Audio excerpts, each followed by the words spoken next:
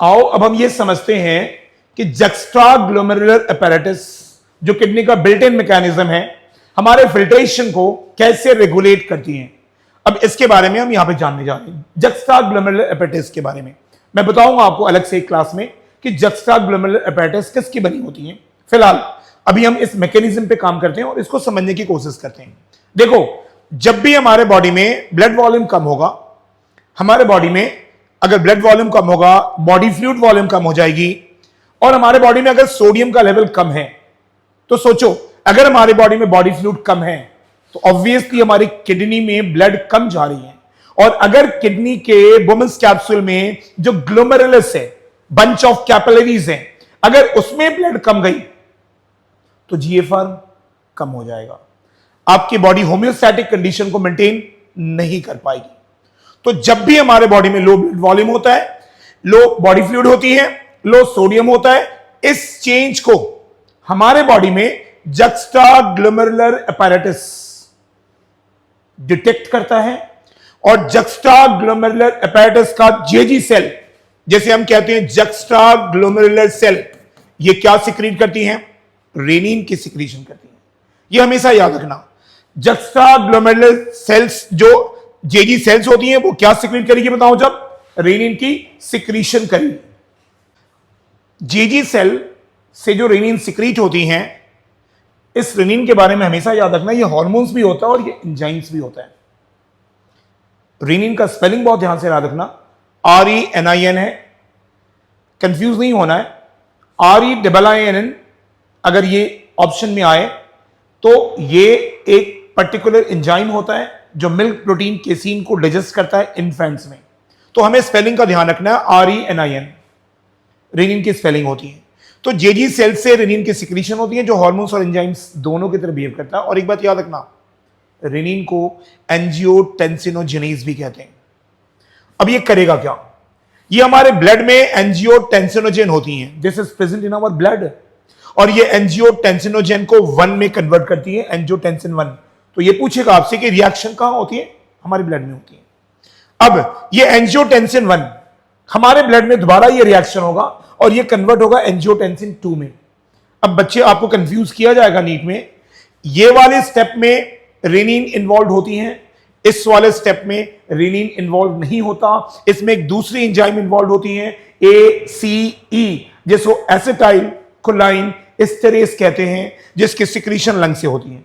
तो ऑब्वियसली याद रखना, एंजियोटेंसिनोजेन को एंजियोटेंसिन 1 में कन्वर्ट करने के लिए रेनिन रिस्पॉन्सिबल है, लेकिन एंजियोटेंसिन 1 को एंजियोटेंसिन 2 में कन्वर्ट करने के लिए रेनिन इन्वॉल्व नहीं है। इसमें कौन सी हार्मोन एंजाइम्स इन्वॉल्व है? ACE, जिसकी सिक्रीशन हमारे लंग से होती है। हां, ये रिएक्शन भी ब्लड में होगा और this reaction will also takes place in blood. अब आ जाओ, हम एंजियोटेंसिन 2 तक पहुंच चुके हैं। अब सुनना मेरी बात को बहुत ध्यान से। Angiotensin 2 it's a very powerful vasoconstrictor. इनका काम होता है ब्लड वेसल्स को कंस्ट्रिक्ट करना।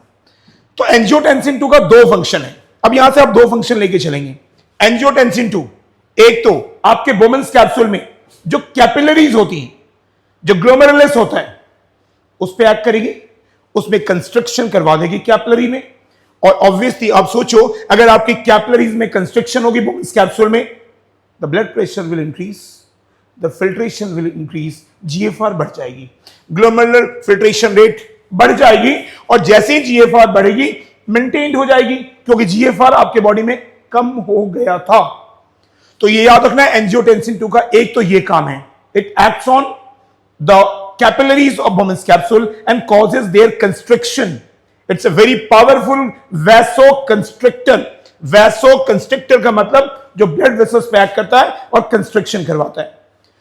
दूसरा, angiotensin 2 का दूसरा function, they also act on adrenal cortex.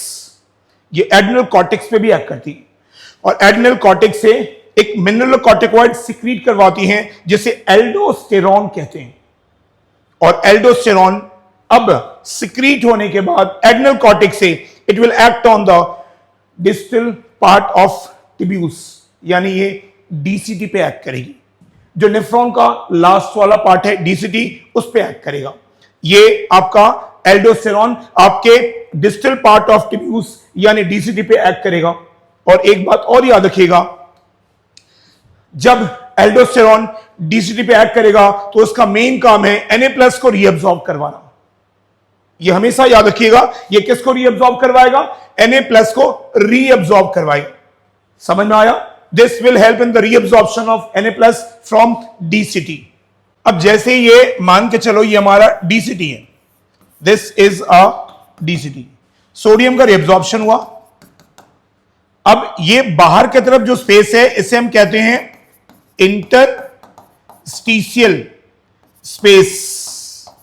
तो जब Na+ रीअब्सॉर्ब होकर बाहर आएगा इंटरस्टीशियल स्पेस में, जहां पे इंटरस्टीशियल फ्लूइड होती है, ऑब्वियसली ये Na+ यहां पे हाइपरटोनिक कंडीशन क्रिएट करेगी। यहां पे कंडीशन कैसा होगा? हाइपरटोनिक। और जब ये हाइपरटोनिक होगा तो टिब्यूस के अंदर कैसा कंडीशन होगा? हाइपोटोनिक। कौन सी कंडीशन होगी? हाइपोटोनिक। और ऑब्वियसली आपको पता है यहां हाइपरटोनिक है, अंदर टिब्यूस के अंदर हाइपोटोनिक है, तो इसके पीछे पीछे वाटर का रीअब्सॉर्प्शन होगा और वाटर रीअब्सॉर्ब होके सराउंडिंग कैपिलरीज में चली जाएंगी। This DCT is surrounded by many capillaries. तो ये जो वाटर रीअब्सॉर्ब होगी वो सराउंडिंग कैपिलरीज में चली जाएगी और आपका वाटर जैसे ही आपके सराउंडिंग कैपिलरीज में जाएगा आपकी ब्लड वॉल्यूम बढ़ेगी, आपका ब्लड प्रेशर बढ़ जाएगा और आपकी जीएफआर मेंटेन्ड हो जाएगी। अब सुनो, ये मान के चलते हैं कि हमारा जीएफआर मेंटेन्ड हो गया इन सभी प्रोसेस से। अब क्या होगा? अब नेगेटिव फीडबैक डेवलप होगा और जेजी सेल रेनिन की सिक्रीशन बंद कर देगी। And this is how the renin angiotensin aldosterone system, जिसको हम शॉर्ट में कहते हैं रास सिस्टम, इज कंप्लीटेड। एक बात हमेशा याद रखना जो मैं आपको बताने जा रहा हूं अभी, और ये बहुत इंपॉर्टेंट है जो मैं आपको अभी एक्सप्लेन करने जा रहा हूं। देखो, 2 क्वेश्चन यहां पे नीट में बनेगा और बहुत अच्छा क्वेश्चन है। अगर मैं कहूं कि हमारे एल्डोस्टेरॉन का सिक्रीशन डायरेक्टली किसके कंट्रोल में है, तो मैं कह सकता हूं एंजियोटेंसिन 2। एंजियोटेंसिन 2 एड्रिनल कॉर्टेक्स पे एक्ट कर रहा है और एल्डोस्टेरॉन का सिक्रीशन करवा रहा है। तो आप ये कह सकते हैं the secretion of aldosterone from adrenal cortex is under direct control of angiotensin 2।